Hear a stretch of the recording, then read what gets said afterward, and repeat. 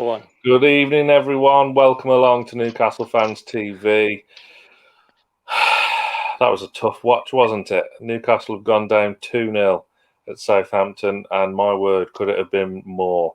I'm joined by Adam, Brandon, and Fordey makes a welcome return to the channel. Hello, mate. You never invite me on your stream, so it's nice to be on with you.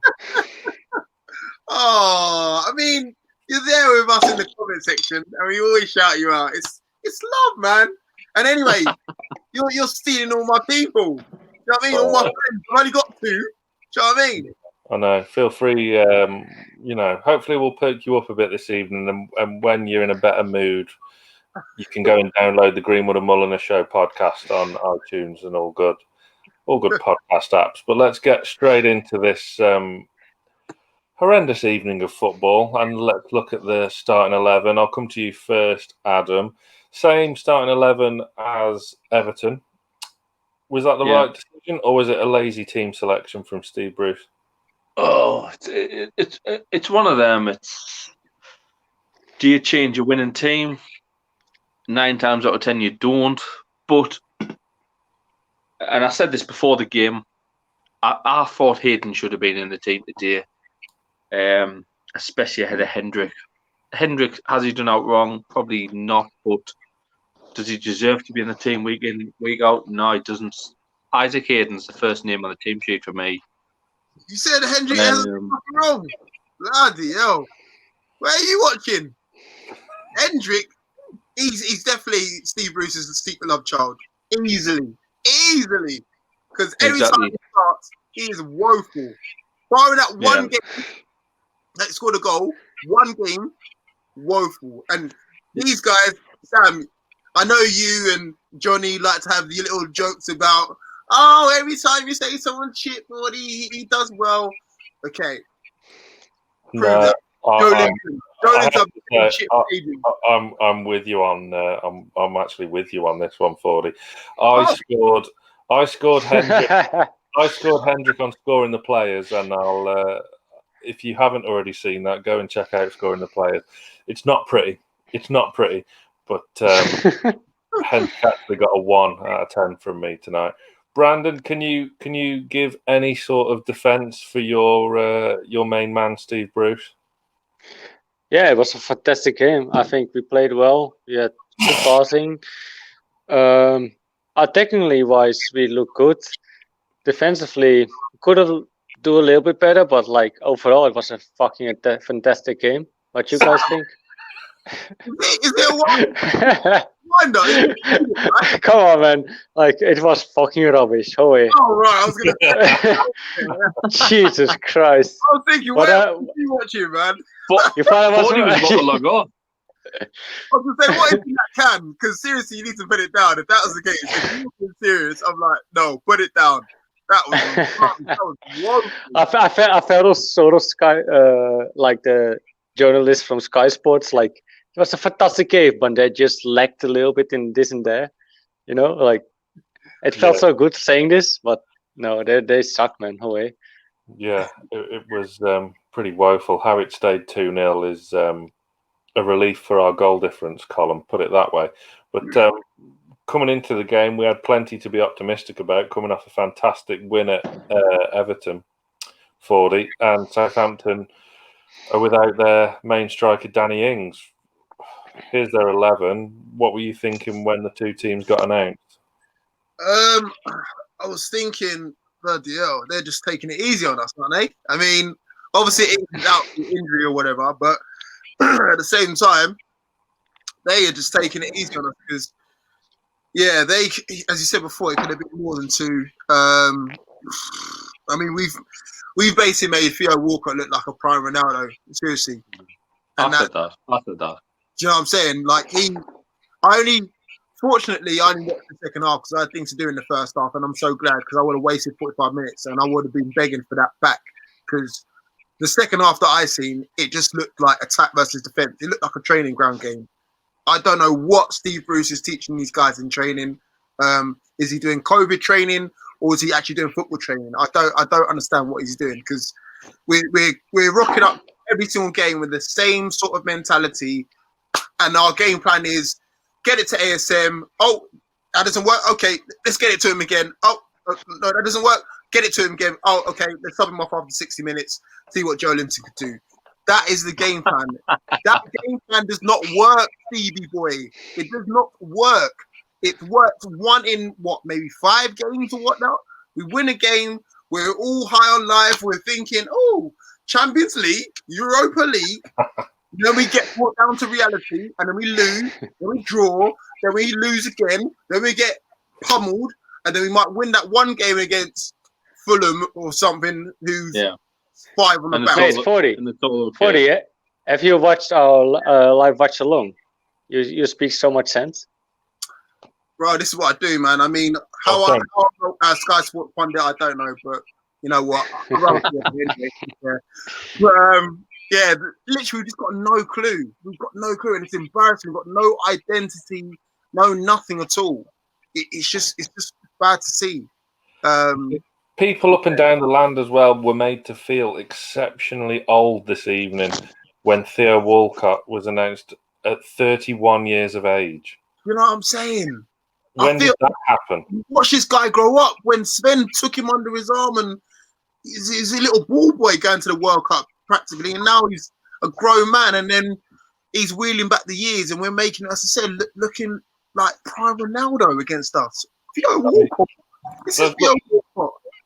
Our defence, I mean, pretty much coped with Calvert-Lewin. I know we got a consolation late on in the day, but they pretty much coped with him fine last weekend.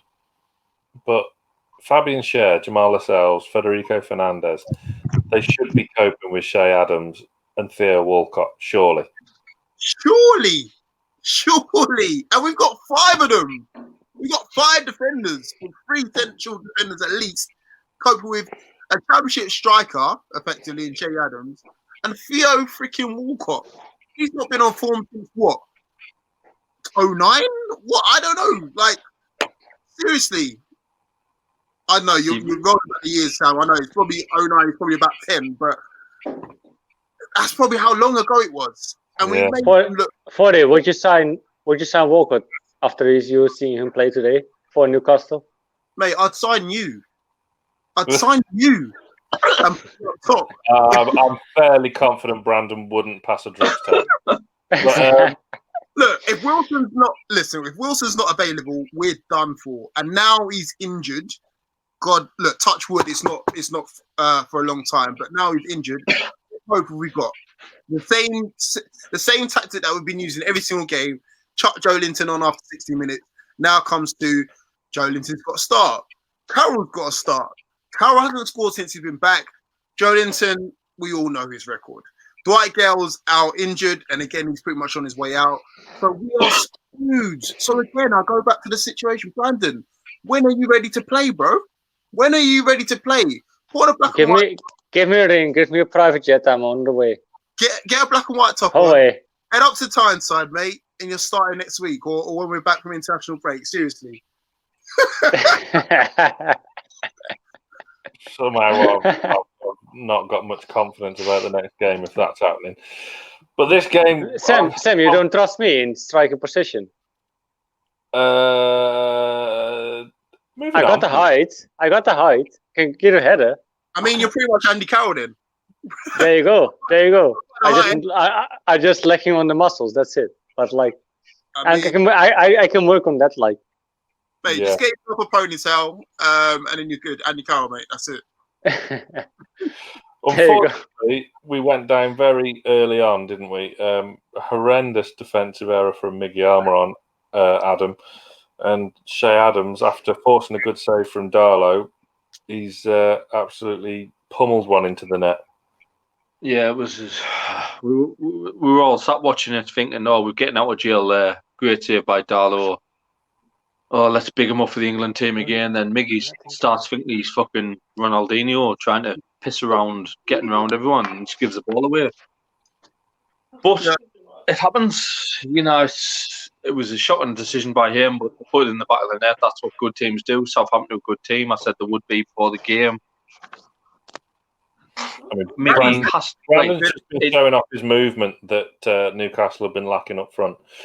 But Fordey, Miggy's just got to be, launching that one out of the park and getting rid, hasn't he? As I said, look, I was fortunate enough to miss the first half. I've seen the goal back. From what I was seeing in my own chats in my stream, Johnny came in and said that Miggy and ASN both play woeful, so I believe him. And yeah, I believe you as well. If in doubt, bro. Like we played shocking, so anything that you come up with, I'm just gonna just nod my head and go, yeah, because I just totally believe it. Absolutely woeful today. So, Brandon, what was the biggest thing that went wrong tonight then? we played football. We tried to play football. Sorry. Is it the system? Is it the person? I need to give a handshake with Fordey here. Like, yeah. Or He gave my answer. Literally. Thank you, Fordey. No worries, bro. Yeah, but Brandon, what do you think it was? Tactics, personnel? Mate, I have no clue. Like seriously, I was happy on like the live watch to have some crack with like Carl and Adam. Besides that, like, what the fuck we were going to do? I have no idea. And there was like literally no idea. Like, if you can name one tactic of Steve Bruce tonight, like, you know, I love Steve Bruce and I probably most of the time defend him if necessary, but I kinda tonight. Do you genuinely love Steve Bruce, or is this an act? Yeah, he's my uncle, mate. Like literally, he's really my. He really is my uncle. He's my uncle, like literally. Like I have far granddad was. Nah, I know you're taking the piss. No one admits to being related to Steve Bruce apart. You know what I'm saying? Yeah. No, mate. No, seriously. I love the bloke, and he's like, he loves Newcastle, and that's why I love him. Like, and I see him really tries to do his best. You know what I mean? Maybe he's, you know, maybe that's the saddest thing. Like he tries to do his best, and if he's trying to do his best, why is he persevering with this same old system, systems that clearly don't work? Tactics that don't get the best out of your attacking players. Let's look at the Wolves game where you had Fraser, Almiron, ASM, Wilson all on the pitch, and the attack was just blunted and had no purpose about it whatsoever. Let's look at tonight. Who was playing on the left with Lewis? Sam, let me raise you on that question, because if he really loves Newcastle United, why doesn't he just give the job to someone more suited for it? Like, I get it. You're from the area. It was a dream job, all the rest of it. You've done it now. You've had it for a bit. Don't be greedy, mate. Don't take the piss. Like, you've had your little cup run. You got paid for last year. You're well off. You don't need it. Like, let's be real, because we're getting left behind here. I'm looking at all the teams around us now. Look at Southampton, for example. The caliber of managers that they've had are gold. They go on to bigger and better things. Hassan Hootel, to come back from a 9-0 thumping pretty much this time last year to now just shows how well they're doing. Pochettino they've had, then gone on to Tottenham, touted for Man United jobs. They've got Miles ahead of us, and Miles better than us. And then Ronald Koeman as well. Ronald Koeman, exactly. And then we got Steve Bruce, who's still stuck in the 90s and can't organise a defence, who came as a defender. You played as a defender for 10 to 15 years, Steve Bruce. And a bloody good one. And a bloody good one for Manchester United of all teams, not just for the Dog and Duck, for Manchester United. You were the captain for Manchester United during the 90s, winning trophy after trophy. I thought you might have learnt a few things. You've been around the block, but you can't organise our defence. I don't get it. Fordey, do you think any other Premier League club at the minute would settle for Steve Bruce as manager? Any other Premier League club? No way. Probably. But yet we're told we're privileged to have him.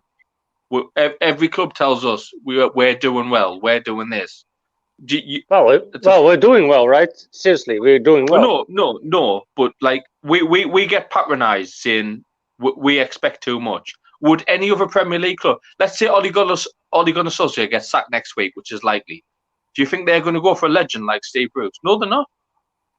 I mean, would they even consider him a legend? The amount of legends of course they're not. Of course they would. I get what you're saying. No, they wouldn't. Nobody in their right mind would take Steve Bruce in 2020. Because, again, things have evolved. The Allardyce, the Moises, Steve Bruce's have all should die out in terms of manager. I'm not saying in terms of actually dying out, but in terms of their tactics, their style, no. Because you look at like the managers in the Premier League now, forward thinking, Arteta, Bielsa, Hasenhüttl, like they're all forward thinking. They've got a plan A and a plan B. We haven't even got a plan A. How can one player be a plan A? But the Buster's thing is, we cannot really blame the lot because like he picks up point, and if you're gonna give a schedule from like now. No, but like how many points we're gonna pick up? You would never say we pick up that much points at this moment, right? Again, so when we pick up points, we're all lucky. We look at ourselves and we're like, how do we do that? Like when we win against Everton exactly. When we won against Everton last week, how do we do that? When we won against but like first game, if he picks up points, you cannot blame him. That's all I'm trying to say. Like I agree with you. I can and I will, because again, I'm still thinking we've got no clue. When we win games, it's not like, we've blown that team away, we're excellent. Of course not. Of course, that's not what I'm saying. Is the other team's been shocking, but again, that's not down to Bruce. That's the other team not managing properly. Like the first game of the season against West Ham were dog shit. They were terrible. And it wasn't us. It was just like all we had to do was just kick a ball and that's it. It wasn't like Bruce played an absolute masterclass there. I might have joked about it with the Barcelona football, but it was dog shit. Yeah, but the only point I'll try to make is like you cannot suck a manager who picks up points. That's all I'm trying to say. I can. It's the first time I met this lad. It's the first time I met this lad, and he couldn't be more right. He couldn't be more fucking right. Steve Bruce is getting away with it. He's getting away with murder. Everyone else is shit. That's what I'm trying to say. But like, you know, if he starts losing games like now, and he lose probably next game as well versus Chelsea, and like if he loses 3, 4, 5 more games, then it's probably up for him. But like for now, it's not a debate, right? Look, if you run a business, what would you rather do? Would you let it get down to the nitty gritty, let it get into administration, all the rest of it, or would you kind of identify? Maybe I want to push on a little. Well, if I run a business, I would like to be solid, and if we at least keep efforts all the time, what we do now, I probably keep the manager in, right? Business, we'd all be on furlough. Moving on. And one of the big problems this evening that Newcastle had was that midfield. Jeff Hendrick was absolutely woeful, as we've mentioned, and Sean Longstaff, who I felt sorry for, Adam, up until that mistake for the second goal, because I thought Sean was working overtime because of the lack of support he was getting from around him, and the shape across that midfield was an embarrassment. My sympathy did, obviously, as I say, it dissipated after that mistake for the second goal, which killed the game off, which was coming. But what did you make of our midfield tonight, and just how bad was it? Just second best. I don't. Yeah, you're right. I can't really describe what you've just said any better. It was poor. We're second best at every ball. It was just piss poor. It's frustrating. Was it because the Ward-Prowse is just that good, or well, yeah, Ward-Prowse is great. He's a great player. He's one of these ones who gets overlooked by Southgate. But I expect a manager. You tell someone to watch him, to do this, to do that, and again, I just thought we got out tactic. It's not a word, but out tactic today. There was no tactics again. We weren't working for the ball. It was just an absolute shit show from start to finish. We was just second best again. Credit to Southampton. I came in today, I thought we might win the game. But I don't know, a frustrating one. It is frustrating because we win a game, as Fordey said, life is great. And then it just goes from that to that. And it's just that's the frustrating thing, because but it's really go. It's really go. Credit to Southampton. They didn't do fuck all either, in my opinion. I mean, Southampton are now top of the league. Yeah, but like they didn't play like it. That's what I'm trying to say. Like, they didn't play like they were top of the league. They didn't really have to come out of first gear, let alone second or third. That's the thing. Like we get this false sense of whatever you want to call it when we win a game, and then we rock up to the next game, and then Bruce doesn't manage it game by game. He just thinks, oh, they won in the last game, I'll put out the same team. Like, what is that? You can't do the same thing. It's not copy and paste on every single game. It doesn't work like that, Steve. Do you know what I mean? Southampton might play a different game to Everton. Everton played a different game to whoever had before, Manchester United, for example, or Wolves or whatever. Like, it doesn't work like that. It's not copy paste every single time, and it works like that. We haven't got a team full of Lionel Messi's that can be like, oh, you can rock up, don't need to train, whatever. You've got to have a plan. You've got to have an identity, and that's what we lack every single game. I look in the game and like, okay, the guys know what they're going to do. Okay, put 2 men on ASM, that's it. He's out of the game. He'll limp off with a hamstring injury or whatnot.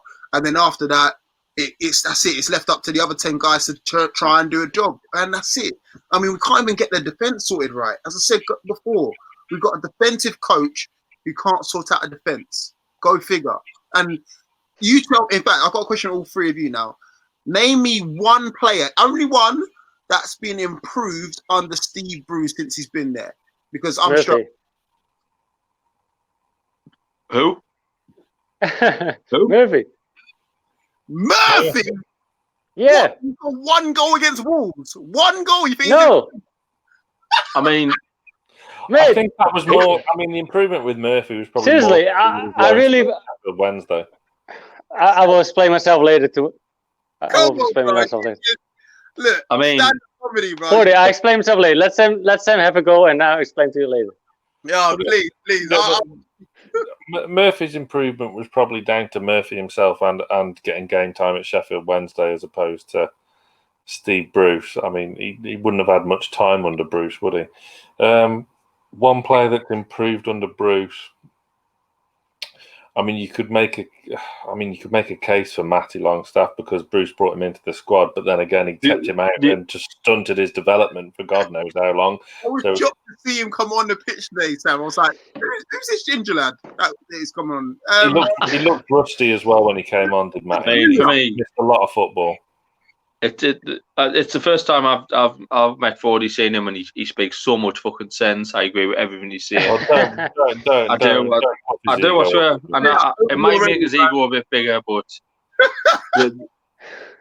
in answer to his question, the only player is Carl Darlow, and everyone must know that. He's the only player who can make saves, but that's only because he's getting game time. That's it. Yeah. That's only because he's getting game time. I don't think he's exactly improved. Like when you had, again, I've got to bring up the R word, Rafa. When we had Rafa in, he improved players. Lascelles looked like a player that could play in the England squad. Lascelles has gone back now. Do you know what I mean? Yeah. Rafa identified that Lascelles is not the strongest ball-playing defender. He's no Virgil van Dijk. Puts 2 players alongside him that are stronger than him. Mate, me as a Dutch person, I would say Van Dijk is still pretty shit. He's pretty useless, but whatever. In his Liverpool squad, look at him in the Dutch squad, man. No way. But you know what I'm saying? He's not a ball playing defender. Puts 2 defenders next to him, and that's it. Brings out his strengths because again, he's a leader, and that's what we bring him in for. Now on the he's a leader, yes. Like a pop player. Like he doesn't like today, bro. Today, again, of all teams, again against Southampton, the team that he made his mark against, pretty much, you know, with that infamous rant at half-time or whatnot. And he looked shocking today. Like, he didn't look like a leader. That's not my Lascelles. Cher, again, he's gone backwards. I mean, now he's coming back and all the rest of it now. Thanks, great timing, Sam, for bringing him on. What do you think of Fernandes today?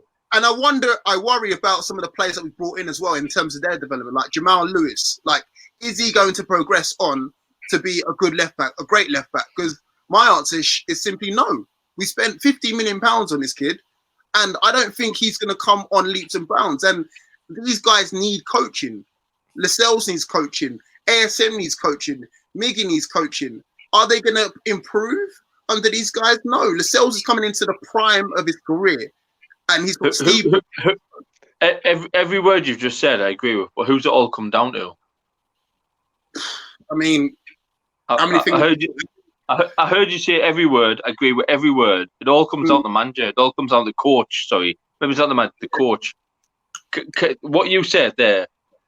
Can Steve Bruce coach Jamal Lewis? Can he coach Jamal Lascelles? Can he coach all these players to be better players? No, he can't. No. Has he got the right staff in and around him? Because he seems to bring his same staff everywhere he goes. Stephen Clements and is it Agnew as well? And I don't know if they improve players or make players better. I mean, is he going to get the best out of Joe Linton? Probably not. No. You know what I'm saying? It's baffling to me, guys. And then, like, one second. And then Mike Ashley as well, as much as we hate him, he's backed Bruce this year. He's backed him better than Rafa got backed. And I know you're probably thinking, what, backed? But he brought in Lewis. He brought in Fraser on a free, which even still in previous years, we wouldn't have brought in good free players. And we're now just leaving them at the wrong hands. Do you know what I mean? How much was that Bruce chose, though, to bring these players in? Was it really Bruce choice? They were Bruce signings. Yeah, these are Bruce's signings. It's no excuse. I really don't know. So that's what I'm asking. Yeah? Oh yeah. This is Bruce hasn't got the get out of jail card like Lampard had last season or whatever, or we had last season where you can say, oh, well, I didn't bring these guys in. No, you went out, you signed these players, and some of them are good players, but they're just under the wrong hands. Like even put these players under Houghton, or I'm just trying to reel through some of the old players, Pardew or someone else. They might do 10% better, definitely under Rafa, but under Bruce, no, man. Yeah, the thing is, the players he's brought in, good business. I mean, Lewis, when we signed him for 15 million, I thought that is a great piece of business. Real promising attacking fullback, which is what we've been lacking, especially on the right-hand side. Are you going to turn around, Sam, now, finally? How much you liked a lot, though? Are you going to turn around to Lewis? Yeah, but the thing is, Lewis' development, in particular defensively, again, the development's being stunted. Because if you look at Lewis, Fraser, Wilson, takeover or no takeover, that's 3 good signings. 3 very good signings. Right. So, but they have been so far 2 out of 3. I still think Lewis is a min sign. Yeah, but the thing is, Lewis is making defensive mistakes because he's being isolated on his own at left back because no fucker's playing. Sam, when you finally going to agree with me, Lewis is not a good defender. Fraser, come on, man, played out of position and start the game. He's only started in the league is being played in the centre of midfield, which is crazy. I know he was injured tonight and he's done a hamstring, which is a massive blow, but he could have been utilised in earlier games a hell of a lot better. Wilson is still being left completely isolated, like Joe Linton was all last season. The only difference between the two is Wilson has that striker mentality that Joe Linton doesn't have that nous for. And it does, like you say, all come down to the coaching and the tactics and how they're utilised and the systems they play in. The biggest frustration at the moment, and you could tell by the way he was moving around the pitch tonight, Adam, was ASM. He cut a really frustrated figure tonight. I mean, we all watch it. We all watch him. He's our best footballer. He's our best attacking flair. But again, we've got a manager who doesn't know what to do with him. How many times he doesn't know what to do with him? He's a left winger who's good, absolutely brilliant at cutting in and making your fullback not know what to do. But he's so frustrating because he's starting to make me, and I'm Saint-Maximin biggest fan, he's starting to make me feel like Saint-Maximin can't play football. And that's what's annoying us more, because Saint-Maximin is a brilliant footballer, and I'm sat watching Newcastle now and saying, well, why is Saint-Maximin not doing this? Why is he not doing this? Why is he not doing that? Why? He's playing as a number 10. He's not a number 10.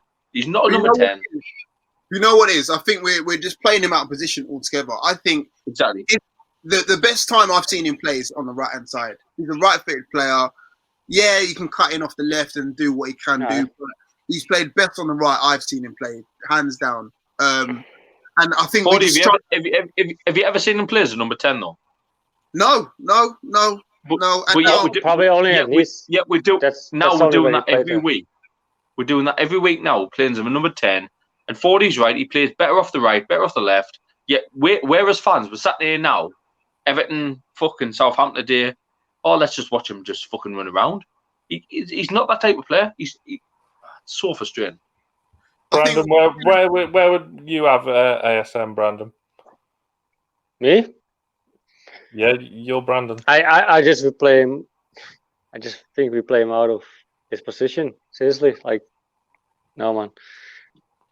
We shouldn't give him this role. And like I think I said it in the live thing. Like, we should keep a man on what he's supposed to defend and give him the free role, but on the left, it's like, I don't know.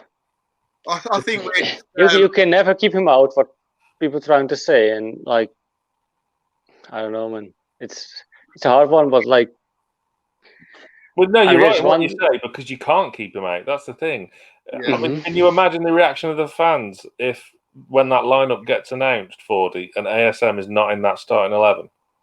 Yeah, listen, it will never happen. And you lose that game, people they will slate you off.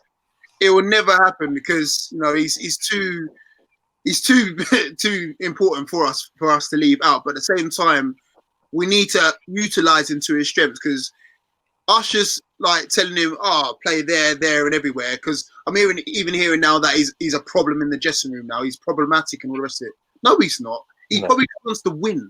He's probably just bored at seeing Steve Bruce's tactics and like, is this all you've got? Like, he's probably looking at him like, you're managing this club and you're just telling me just to get the ball and run around and do whatnot. This is not under 11s football where you get that one greedy player and you've got 10 people trying to swarm around. No, there's tactics involved, Steve. There's a way of kind of managing the game and making sure you get the best out of him. If you're going to play him on one position, play him on the right or whatever. But again, you've got to be smart about it.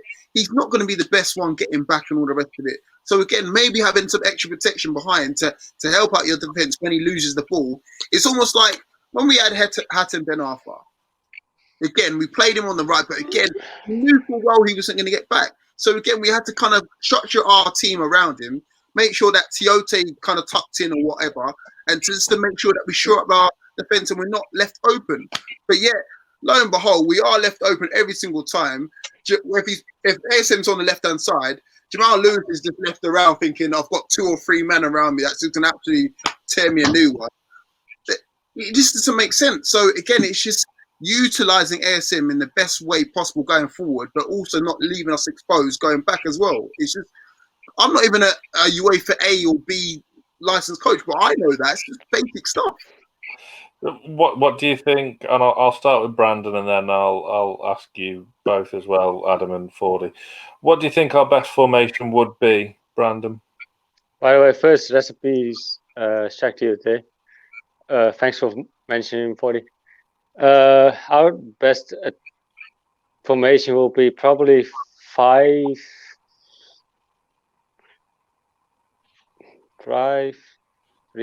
I guess. Stick with the 5 at the back, how we played today. Yeah. Basically, I would say like on the, but like I cannot really defend. That's what I want to make a case of too. Like we bought Lewis, and you, Sam, you're a big fan of Lewis, but like how can you defend him defensively, man? I cannot really see it.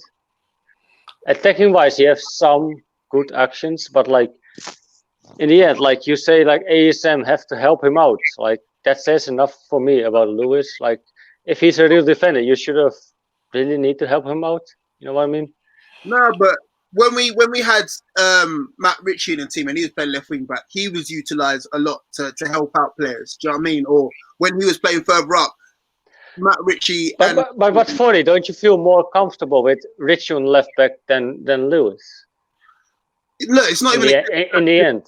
No, because again, when Ritchie was sometimes left by himself, I was there, get Ritchie out the side now, and I love Ritchie. It's all about the tactics, guys. Like in defence, you've got to kind of double up and make sure that you've got someone helping out. But going forward, go forward as well. But like you can't look, the formation we've got to get right. I agree. The 5-3-2 formation that we played on the refer is probably the best one. It's the one that we know inside out, but it's got to make sense. Do you know what I'm saying? Right. So, for example, playing Share in a centre-back role or in centre midfield doesn't really work for me. I'm sorry, it doesn't work. I think the most important part about like discussing is like our midfield, like because that's our connecting from the defense to attacking. Like I think Selfie has to give us that creativity. Hayden is there for the defensive work, and like probably Hendrik or Sean. It depends on how you want to play. You want to play more attacking, you bring Sean, and more defensive, you probably going to bring Hendrik. That's one. If you're playing in a midfield three like that, then your wing backs are left totally exposed. And to your point about Lewis, I mean, I do agree with you, Brandon, to a certain extent, and we haven't seen the best. Did he convince you defensively, Sam? That's what I want to ask you. Yeah. I get that, and we saw tonight he's whipped some fantastic crosses in. Did Lewis? We were talking defensively, but defensively, yes, because he's left so exposed. We have no way, in any shape or form, seen the best of Jamal Lewis yet, and that comes down to a lot with the system we play, and plus our best centre back, who usually came across and played on the left hand side of the three, in Florian Lejeune, is out on loan at Alaves at the moment and kept Messi reasonably quiet. Where he is really doing fantastic, by the way. Yeah, he is. And it really narks me. And also another thing that narks me, Jetro Willems put out a tweet tonight of him watching the game, which, my man Jetro. I would love to have an interview with him, like in Dutch. Make it happen. That's why you're our Dutch correspondent. Hey, I can shoot a message, but he's probably not. I don't know. I can try. No. When you come calling, mate, they'll move for you. They'll move for you. You'll get it. You'll get it. Just ask the question. But that's the thing. Jetro was amazing in that position and hid a lot of frailties down that side. I mean, it boils down to squad management again for me, because we didn't sign. We could have done with two left backs essentially, couldn't we? Because we all see Dummett as a centre half now, pretty much. We had the three right wing backs or right backs, none of whom are playing. Murphy's got that shirt, so we've got three backup right backs, which seems crazy. And then we had to sell Barlaser, who potential doing okay at Rotherham now. It's just there's a lot of things Steve Bruce does wrong, but he's getting away with it up to this point. Kind of like Gareth Southgate with England. How would you do it, Sam? 4-2-3-1. I've been saying it for the past 12 months, especially with this team. 4-2-3-1. It just seems a no-brainer to me. Look, so basically, from all our players, if they're all fit, who would you play? Go to like everything around. Dubravka, Lewis left back, Lejeune, and probably Fernandez at the back at the minute, because Lejeune is. You can get away with two out-and-out defenders like Lejeune and Fernandez. You will be a whole lot more secure. You can't really get away with Cher in a flat back four because he's too forward-thinking. Lascelles, I would have ahead of Fernandez, but he's out of form, badly out of form at the minute. If we get that Lascelles back from 3 seasons ago, fine. But there was championship though, so. No, the first season back in the Premier League, we played a 4-2-3-1. Okay. Lejeune and Lascelles played quite well together. I mean, your midfield two, it's Isaac Hayden and one other, isn't it? And then your three, ASM on the right, Miggy in the 10, Fraser on the left, and Wilson up top. And right back, you can take your pick. In a flat back four, it's probably Kraft, which is depressing, but it is. Why hate so much in Netherlands? What's happened? He's doing pretty well. What's happened to Manquillo? Like, why is he out of the squad? He's not even making the squad now. He's not even injured or anything like that. Must have fallen out with someone. Has to, because how is a right midfielder playing ahead of 3 right backs? I mean, we can't even really get that right back situation right, but we're a right midfielder, a right wing back. My only problem is with Manquillo is like he got nothing forward, I think, and Murphy got more like. he is more forward. Like he is more creative in that way because he is like on that side. If we've got ASM ahead of him, the last thing we need is both of them bombing forward and then being exposed at the back. I mean, we had that with Yedlin over the years. So I'm all right with having Manquillo as a steady Eddie sort of defender if we've got ASM ahead of him, because he's probably going to need to conserve his energy for all the times that ASM is just going on a mazy run every time. Do you know what I'm saying? So I'm okay with that. The thing is, what's baffling me is that you've got Jacob Murphy, who's not an out-and-out right wing back, not an out-and-out right back, but then you've got ASM or whoever ahead of him, and then we get just exposed down that side, and then you got Jamal Lascelles left in no man's left land because he's got no one else to help him on that side, and then again it's just easy pickings. It really is. This is the thing as well. Like Lee did a video on the channel midweek, so I implore you to go and give that a watch. A bit of a tactical analysis video from the previous couple of games, and highlighted the fact that we don't really attack down our right hand side. We kind of all left. It's all Saint-Maximin. That's what Lee went at me. But the thing is, though, you've got Jacob Murphy playing on that right wing back, an attacker. Use it. Surely that's the point, and we're just not going down the right hand side. Southampton tonight played a centre back, left back, and was completely comfortable. Yeah. It was just, there's just no like you say, Fordey. There's just no plan B, is there? There's not even a plan A, mate. Not even a plan A. They had Danny Ings probably watching in the stands and just thinking he was probably more pissed off that he could have bagged 2 or 3 today. Do you know what I mean? You know when you're playing in your Sunday League team, you're like, rock up, I'm going to get 2 or 3 today. He's probably thought the same thing, and then he's like, I'm missing out, man. I would have been in double figures by now. Like, is that easy to play against us? I would love to be a team that plays against us because they must be rubbing their hands together every single time. Do you remember that goal from Michael Owen when he did that? That is every single time goes against us. He's right. He's exactly right in the way that what are Newcastle going to learn from today? What are Newcastle going to learn? Nothing. Every player's going to go, all right, well, we got beat today. Let's go and do it again. We'll get beat again. And then it's all right. There's nothing. What we're going to learn? Nothing. No, that's the thing. Question. Because we're on a monotonous cycle of, as we said at the start, win one, lose one. The only good thing about the club, at the minute is the fans. It's just sat around here, like what we're doing, we're talking about it. That's the only good thing about the club at the minute. Apart from that, it's not going to change now. No, it's not going to. I didn't say it's going to change, but the only good thing is the club. Everything else, you've got lads like fucking Fordey. First time I've met him, Sam. I've known you for fucking 6 months now. The only good thing is the fans. It's the only good thing. And we can't go to the games. I think that's a blessing in disguise, to be honest. The fact that we can't go. Can you imagine if 4,000 or 5,000 still be in that car driving back up to where you're living, mate? Do you know what I'm saying? Exactly. So that's a blessing in disguise. But it's not just that. It's everyone. It doesn't matter where you're from. For me, it doesn't matter where you're from. Everyone follows the club. Everyone. It's an awful feeling at the minute. Like Steve Bruce is still in the living. He's still in the living. Stealing. He's still in the living. So, Fordey, should I still make a point for like Murphy and if he's improved on Steve Bruce? Go for it, mate. Go on, give me a joke. You laugh. Yeah. First laugh, and then I make my point. I know. I'll laugh. Don't worry. Okay. So first being, I would never have him in this 25-man squad, right? If you agree. After last season, you would never have him in this squad.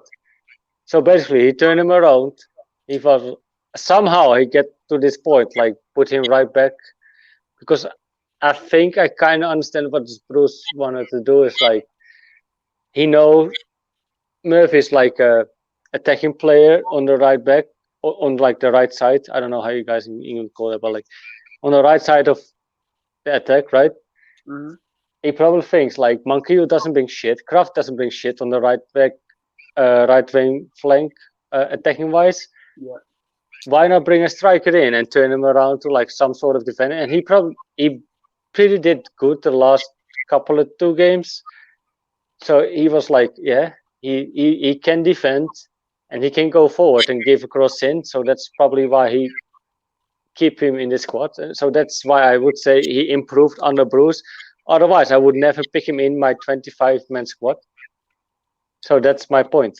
So basically, he just cut a long story short. He just looked around and said, "Your shit, your shit, your shit. Who's next?" Is that what he's trying to tell me? He's looked at Is that how every manager looks?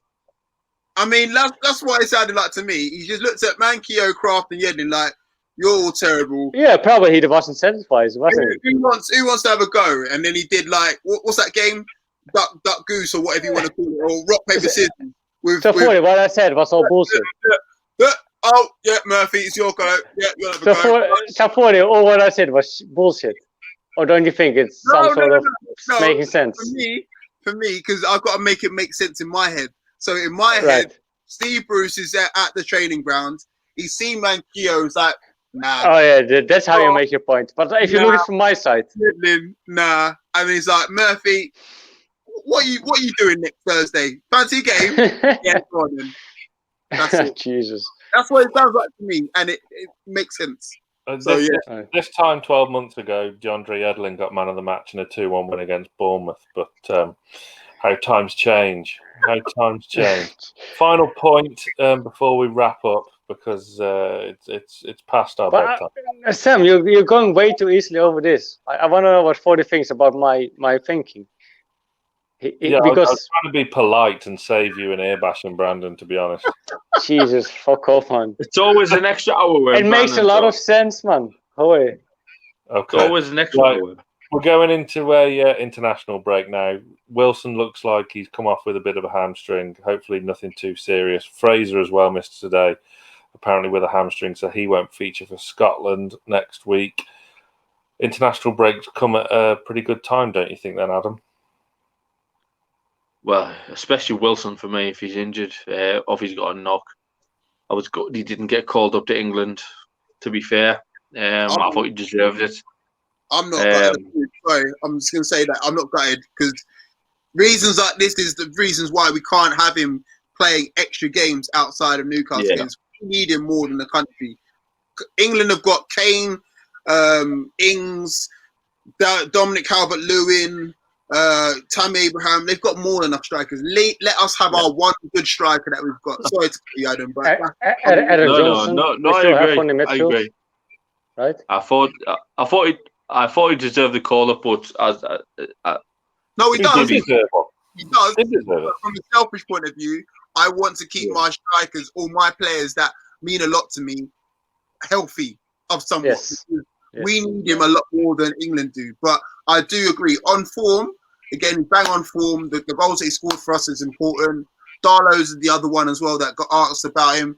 I think, again, if you're putting Darlow and Pickford in the conversation, it's Darlow every day long. And I'm not just saying that just because I'm a Newcastle fan. But, again, I don't want to see him going into the England squad because he'll probably get injured, similar to like when, Krul and Elliott got injured back whenever it was, and they were out for ages. So from a selfish point of view, I don't want to see them anywhere near the England squad until we can actually get a squad that we can like, okay, you can have Wilson because we've got someone else waiting in the wings. So, and that's why I don't understand the border. Like, okay, I'm biased. I'm not really into the English squad because, but like, why would we get players into the English squad, having a risk to get them injured?